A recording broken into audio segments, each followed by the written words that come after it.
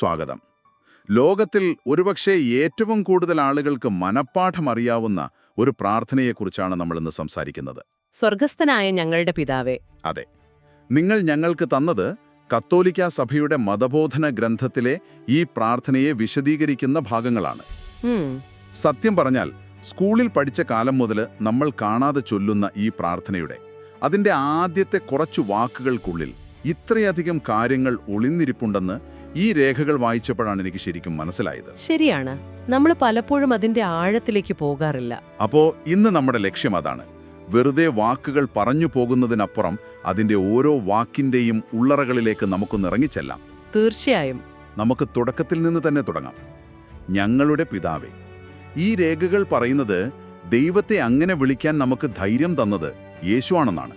ഒരു നിമിഷം ദൈവത്തെ പിതാവേ എന്ന് വിളിക്കുന്നതിൽ എന്താണ് ഇത്ര ധീരമായ ഒരു പ്രവൃത്തി? അതൊരു സ്നേഹത്തോടെയുള്ള വിളിയല്ലേ? വളരെ നല്ലൊരു ചോദ്യമാണ്. ഇന്നത്തെ കാഴ്ചപ്പാടിൽ നമുക്കത് സാധാരണമായി തോന്നാം. അതെ. പക്ഷേ ഈ പ്രാർത്ഥനയുടെ ഒരു ചരിത്രപരമായ പശ്ചാത്തലം നമ്മൾ മനസ്സിലാക്കണം. പഴയ നിയമം നോക്കുകയാണെങ്കിൽ ദൈവം എന്നത് അത് അതിവിശുദ്ധനും മനുഷ്യർക്ക് എത്തിച്ചേരാൻ കഴിയാത്തവനും, ഒരു ഭയഭക്തിയോടെ മാത്രം സമീപിക്കേണ്ട ഒരു ശക്തിയും. കൃത്യമായി കത്തുന്ന മുൾപ്പടർപ്പിന്റെ അടുത്ത് ചെല്ലുമ്പോൾ മോശയോട് ചെരിപ്പഴിക്കാൻ പറയുന്നുണ്ട്. കാരണം ആ സ്ഥലം പരിശുദ്ധമാണ്. അത്രയ്ക്ക് ഭയത്തോടെയും ആദരവോടെയുമാണ് മനുഷ്യർ ദൈവത്തെ കണ്ടിരുന്നത്. ശരി. ആ ദൈവത്തിന്റെ അടുത്തേക്ക് ചെന്ന് മുഖത്ത് നോക്കി അച്ഛ എന്ന് വിളിക്കാനുള്ള ധൈര്യം അതാർക്കുമുണ്ടായിരുന്നില്ല. ശരിയാണ്. അങ്ങനെ ഒരു പശ്ചാത്തലത്തിൽ നിന്ന് നോക്കുമ്പോൾ അതൊരു വിപ്ലവകരമായ മാറ്റം തന്നെയാണ്. അപ്പോൾ എങ്ങനെയാണ് ഈ മാറ്റം വന്നത്? അവിടെയാണ് യേശുവിന്റെ പ്രാധാന്യം. യേശു മനുഷ്യനായി അവതരിച്ച് ആ ഒരു അകലം ഇല്ലാതാക്കി. അതെ, ഇല്ലാതാക്കി. അവിടുന്ന് ദൈവത്തെ അബ്ബ, പിതാവേ എന്ന് വിളിച്ചു. ആ വിളിയിലൂടെ, ആ ബന്ധത്തിലൂടെ നമ്മളെയും ആ പിതൃത്വത്തിലേക്ക് കൈപിടിച്ച് കയറ്റുകയായിരുന്നു. ഓഹോ. നമ്മൾ സ്വന്തം ശക്തി കൊണ്ടല്ല, മറിച്ച് യേശുവിന്റെ ആത്മാവ് നമ്മളിൽ ഉള്ളതുകൊണ്ടാണ് നമുക്ക് ദൈവത്തെ പിതാവേ എന്ന് വിളിക്കാൻ സാധിക്കുന്നത്. ഇതിനെ വിശേഷിപ്പിക്കാൻ ഉപയോഗിക്കുന്ന ഒരു ഗ്രീക്ക് വാക്കുണ്ട്, പാർഹേസിയ. പാർഹേസിയ, അത് കേട്ടിട്ടില്ലാത്ത വാക്കാണല്ലോ. എന്താണതുകൊണ്ട് ഉദ്ദേശിക്കുന്നത്? അതൊരു മനോഹരമായ ആശയമാണ്. അതിന് പല അർത്ഥങ്ങളുമുണ്ട്. ലളിതമായ നേരായ പെരുമാറ്റം, ഒരു മകന് അച്ഛനുള്ള പൂർണ്ണ വിശ്വാസം, സന്തോഷത്തോടെയുള്ളൊരു ഉറപ്പ്, വിനയത്തോടുകൂടിയ ധൈര്യം, പിന്നെ ഏറ്റവും പ്രധാനമായി ഞാൻ സ്നേഹിക്കപ്പെടുന്നു എന്ന ഉറച്ച ബോധ്യം. കൊള്ളാം. ഇതിനെ ഒന്നുകൂടി ലളിതമായി പറഞ്ഞാല്, ഒരു ചെറിയ കുട്ടിക്ക് തന്റെ അച്ഛനോട് എന്ത് വേണമെങ്കിലും തുറന്നു പറയാൻ തോന്നുന്നൊരു സ്വാതന്ത്ര്യമില്ലേ?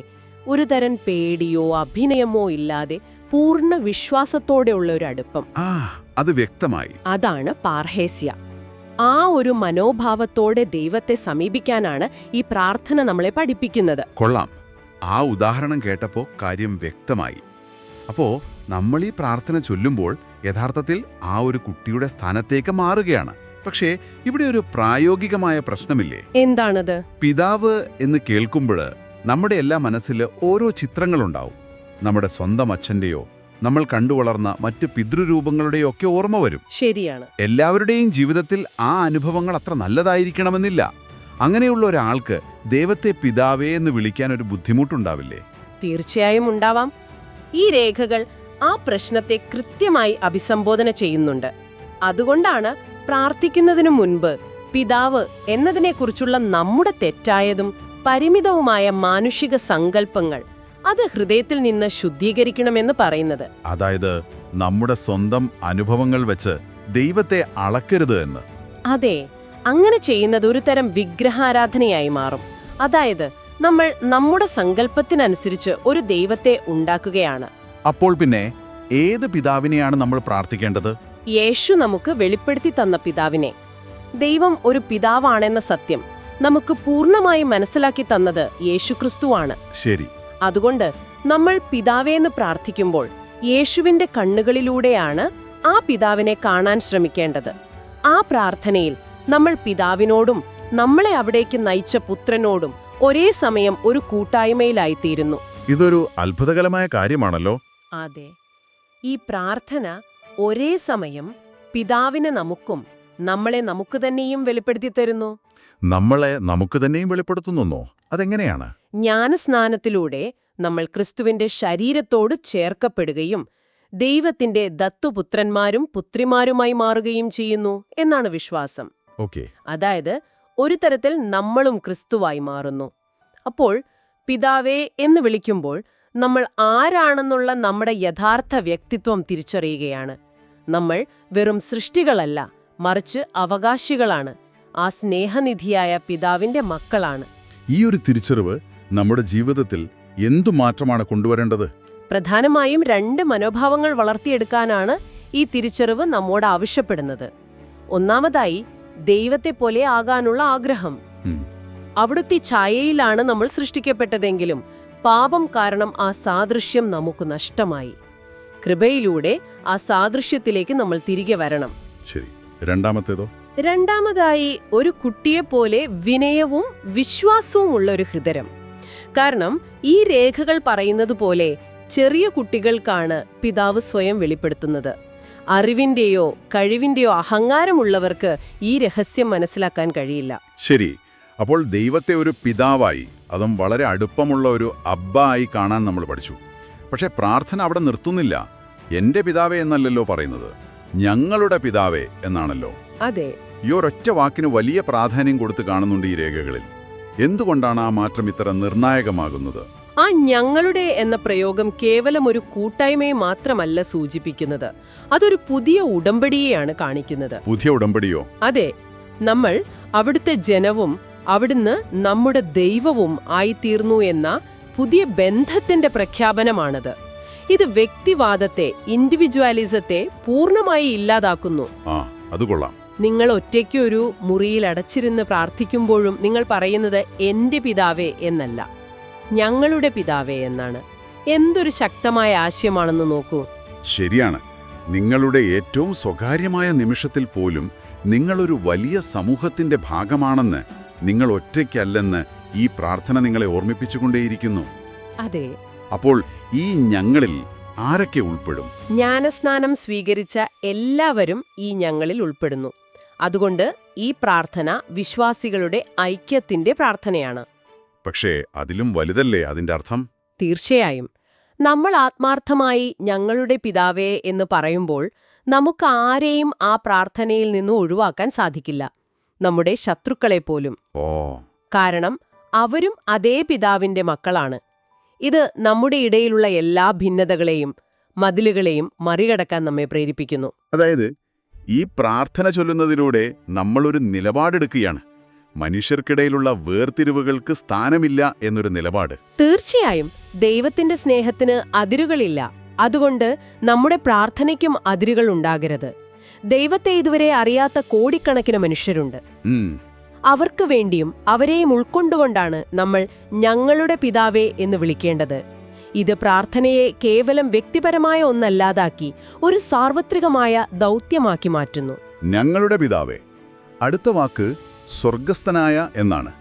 സത്യം പറഞ്ഞാൽ ഈ വാക്ക് കേൾക്കുമ്പോൾ എന്റെ മനസ്സിൽ വരുന്നത് ആകാശത്ത് മേഘങ്ങൾക്കു മുകളിൽ ഒരു സിംഹാസനത്തിലിരിക്കുന്നൊരു രൂപമാണ്. ഒരുപാട് പേർക്ക് അങ്ങനെയാണ്. ഒരുപാട് ദൂരെയുള്ള, നമ്മളിൽ നിന്ന് ഒരുപാട് അകലെയുള്ള ഒരാൾ. പക്ഷേ ഈ രേഖകൾ പറയുന്നത് അത് സ്ഥലമല്ല എന്നാണ്. അതെനിക്ക് പൂർണ്ണമായി മനസ്സിലായില്ല. അത് വളരെ സാധാരണമായ ഒരു തെറ്റിദ്ധാരണയാണ്. സ്വർഗം എന്നത് ബഹിരാകാശത്തിലെ ഒരു സ്ഥലത്തെയല്ല ഇവിടെ സൂചിപ്പിക്കുന്നത്. പിന്നെന്താണ്? അതൊരു അവസ്ഥയെയാണ്, ഒരു സ്റ്റേറ്റ് ഓഫ് ബീയിങ്ങിനെയാണ് കാണിക്കുന്നത്. അത് ദൈവത്തിന്റെ മഹിമയും അവിടുത്തെ വിശുദ്ധിയും അവിടുത്തെ അപ്രാപ്യമായ മഹത്വവുമാണ്. അവിടുന്ന് നമ്മുടെ ചിന്തകൾക്കും സങ്കല്പങ്ങൾക്കും അതീതനാണെന്ന ഓർമ്മപ്പെടുത്തലാണത്. അപ്പോൾ ദൈവം അകലെയാണെന്നല്ലേ അതിനർത്ഥം? അല്ല, അവിടെയാണ് അതിലെ മനോഹരമായ വിരോധാഭാസം. ദൈവം മഹത്വപൂർണനും പരിശുദ്ധനുമാണെങ്കിലും അവിടുന്ന് വിനീതവും അനുതാപവുമുള്ള ഹൃദയത്തോട് ഏറ്റവും അടുത്താണ്.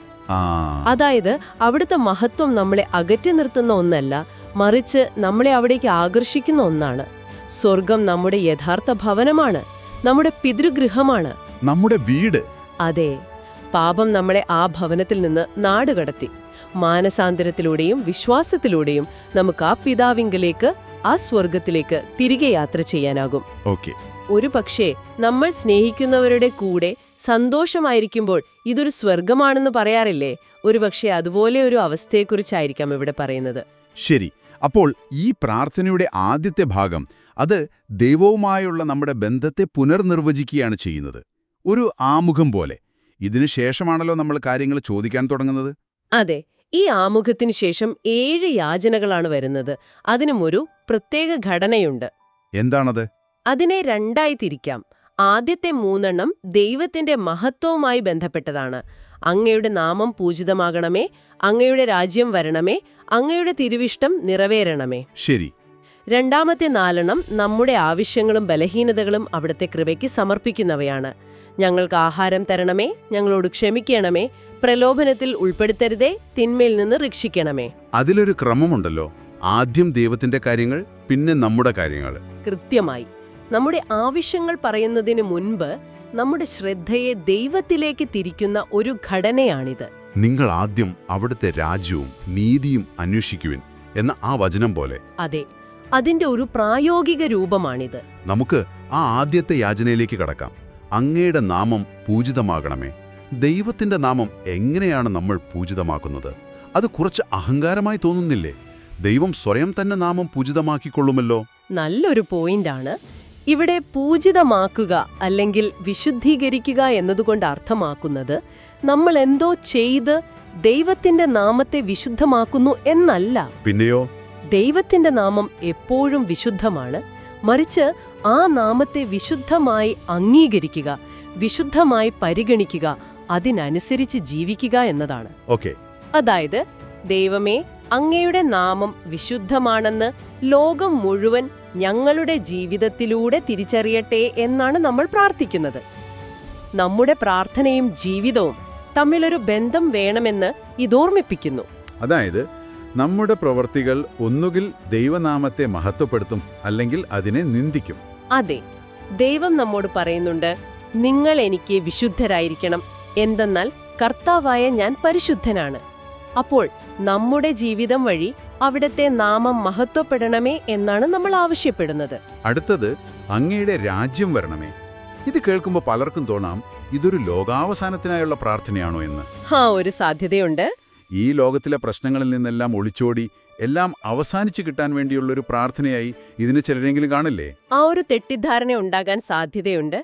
പ്രാഥമികമായി ഇത് ക്രിസ്തുവിന്റെ 2ാമത്തെ വരവിലൂടെയുള്ള ദൈവരാജ്യത്തിന്റെ അന്തിമമായ സ്ഥാപനത്തെയാണ് സൂചിപ്പിക്കുന്നത്. എന്നാൽ ആ ഒരു പ്രത്യാശ ഈ ലോകത്തിലെ നമ്മുടെ ഉത്തരവാദിത്തങ്ങളിൽ നിന്ന് നമ്മെ അകറ്റുകയല്ല, മറിച്ച് കൂടുതൽ ശക്തമായി അതിലേക്ക് നമ്മെ ബന്ധിപ്പിക്കുകയാണ് വേണ്ടത്. അതായത് ദൈവരാജ്യം മരണശേഷം മാത്രമല്ല. അല്ല, അത് ഇവിടെ ഇപ്പോൾ തുടങ്ങേണ്ട ഒന്നാണ്. നീതിയും സമാധാനവും പരിശുദ്ധാത്മാവിലുള്ള സന്തോഷവുമാണ് ദൈവരാജ്യമെന്ന് പറയുന്നുണ്ട്. ആ രാജ്യം ഈ ലോകത്തിൽ കെട്ടിപ്പടുക്കാൻ വിളിക്കപ്പെട്ടവരാണ് നമ്മൾ ഓരോരുത്തരും. അപ്പോൾ ദൈവരാജ്യം വരണമേ എന്ന് പ്രാർത്ഥിക്കുമ്പോൾ അനീതിയും കലഹവും ദുഃഖവുമില്ലാത്ത ഒരു ലോകത്തിനായി പ്രവർത്തിക്കാൻ നമ്മൾ സ്വയം സമർപ്പിക്കുകയാണോ? അതെ, ആ അന്തിമമായ ദൈവരാജ്യത്തെ മുന്നിൽ കണ്ടുകൊണ്ട് അതിന്റെ അടയാളങ്ങൾ ഈ ലോകത്തിൽ സ്ഥാപിക്കാനുള്ളൊരു പ്രാർത്ഥനയും പ്രതിജ്ഞയുമാണത്. അതിനോട് ചേർത്ത് വയ്ക്കാവുന്നതാണ് അടുത്ത യാചന. അങ്ങയുടെ തിരുവിഷ്ടം സ്വർഗത്തിലെ പോലെ ഭൂമിയിലുമാകണമേ. അതെ, നമ്മൾ ഈ ദൈവരാജ്യം കെട്ടിപ്പടുക്കണമെങ്കിൽ അതിൻ്റെ ഒരു രൂപരേഖ വേണ്ടേ? ഒരുപക്ഷെ അതാകാം ഈ തിരുവിഷ്ടം. എന്താണ് ദൈവത്തിന്റെ ഇഷ്ടം? ഈ രേഖകൾ വ്യക്തമായി പറയുന്നു, എല്ലാവരും രക്ഷിക്കപ്പെടണമെന്നും സത്യത്തെക്കുറിച്ചുള്ള പൂർണ്ണമായ അറിവിൽ എത്തണമെന്നുമുള്ളതാണ് ദൈവത്തിന്റെ ഇഷ്ടം. ചുരുക്കത്തിൽ പരസ്പരം സ്നേഹിക്കുക. അത് തന്നെ പിതാവിന്റെ ഇഷ്ടം പൂർണ്ണമായി നിറവേറ്റിയതിന്റെ ഏറ്റവും വലിയ മാതൃക യേശുവാണ്. ഗെത്സമനിയിൽ വെച്ച് അവിടുന്ന് പ്രാർത്ഥിക്കുന്നുണ്ട്, എന്റെ ഇഷ്ടമല്ല അവിടുത്തെ ഇഷ്ടം നിറവേറട്ടെ എന്ന്. ആ പ്രാർത്ഥനയാണ് നമ്മളും ഏറ്റുപറയുന്നത്. പക്ഷെ അത് പറയാൻ എളുപ്പമാണ്, ചെയ്യാൻ വളരെ ബുദ്ധിമുട്ടുള്ള കാര്യമല്ലേ? നമ്മുടെ ഇഷ്ടങ്ങളും ആഗ്രഹങ്ങളും ദൈവത്തിന്റെ ഇഷ്ടത്തിനു വേണ്ടി മാറ്റിവെക്കുക എന്നത്. തീർച്ചയായും അത് നമ്മുടെ മാത്രം കഴിവുകൊണ്ട് സാധിക്കുന്ന ഒന്നല്ല. അതുകൊണ്ടാണ് ഇതൊരു യാചനയായി വരുന്നത്. ശരിയാണ്. നമ്മുടെ ദുർബലമായ ഇച്ഛാശക്തിയെ യേശുവിന്റെ ശക്തമായ ഇച്ഛാശക്തിയോട് ചേർത്ത് നിർത്താനും പരിശുദ്ധാത്മാവിന്റെ ശക്തിയാൽ പിതാവിന് പ്രിയങ്കരമായത് തിരഞ്ഞെടുക്കാനും ഞങ്ങളെ സഹായിക്കണമേ എന്നാണ് നമ്മൾ അപേക്ഷിക്കുന്നത്. ഭൂമി സ്വർഗത്തിൽ നിന്നും വ്യത്യസ്തമല്ലാതായി തീരാനുള്ള ഒരു പ്രാർത്ഥന. അതെ, മനുഷ്യന്റെ ഇഷ്ടവും ദൈവത്തിന്റെ ഇഷ്ടവും ഒന്നായി തീരാനുള്ള ഒരു പ്രാർത്ഥനയാണിത്. അപ്പോൾ നമ്മൾ ഇത്രയും നേരം സംസാരിച്ചത് ഈ പ്രാർത്ഥനയുടെ ആമുഖത്തെയും ആദ്യത്തെ 3 യാചനകളെയും കുറിച്ചാണ്.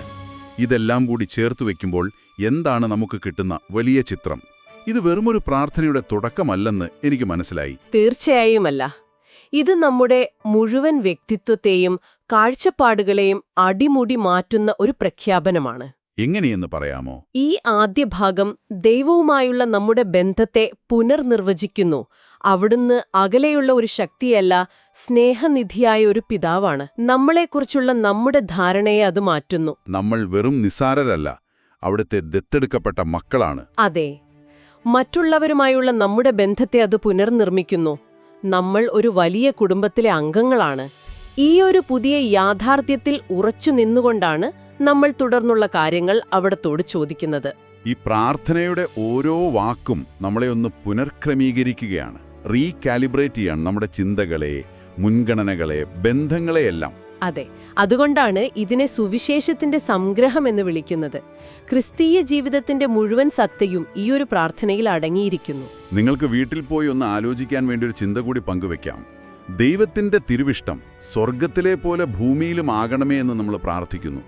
നിങ്ങളുടെ സ്വന്തം ജീവിതത്തിലെ, ഒരുപക്ഷേ നിങ്ങളുടെ കുടുംബത്തിലെ, അല്ലെങ്കിൽ നിങ്ങൾ ജോലി ചെയ്യുന്ന സ്ഥലത്തെ ഏതെങ്കിലും ഒരു പ്രത്യേക കാര്യത്തിൽ ദൈവത്തിന്റെ ആ തിരുവിഷ്ടം, അതായത് അവിടുത്തെ സമ്പൂർണ്ണ സ്നേഹത്തിൻ്റെയും നീതിയുടെയും സമാധാനത്തിൻ്റെയും പദ്ധതി, അതിന്ന് അവിടെ പൂർണ്ണമായി യാഥാർത്ഥ്യമായാൽ എങ്ങനെയിരിക്കും? ആ വലിയ കാഴ്ചപ്പാടുമായി നിങ്ങളുടെ സ്വന്തം ഇഷ്ടത്തെയും പ്രവൃത്തിയെയും ചേർത്ത് നിർത്താൻ നിങ്ങൾക്ക് ഇന്നെടുക്കാവുന്ന വളരെ ചെറിയ ഒരു ചുവട് എന്തായിരിക്കും?